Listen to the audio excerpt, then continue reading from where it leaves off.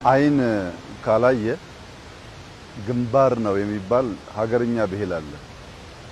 አይንን ገልጦ ማየት ካልተቻለ ልክ እንደ ግንባር ተልእኮውን ዋነኛ ስራውን ያጣዋል።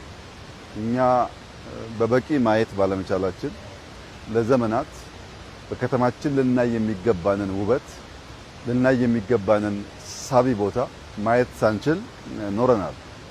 እንግዲህ እንደምታውቁት ኮከብ አጽብሃ የሚባለው በጣም እድሜ ጠገብ ሃይ ስኩል እዚህ ጋር ይገኛል። እዚህ የተማሩ በጣም ብዙ ሰዎች አሉ።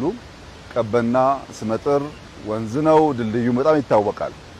በዚህ አካባቢ ብቸኛው ድልድይ ስለነበረ በዚህ ድልድይ ያልተሻገረ ይሄን አካባቢ የማያውቅ ብዙ ሰው የለም። አዲስ አበባ ቀበና አሁን ያለውን ቅርጽ፣ አሁን ያለውን መልክ፣ አሁን ያለውን ውበት ሊይዝ ይችላል ብሎ ማየት ያስፈልጋል። አስቀድሞ ማየት ሲቻል ስራ ይከተላል።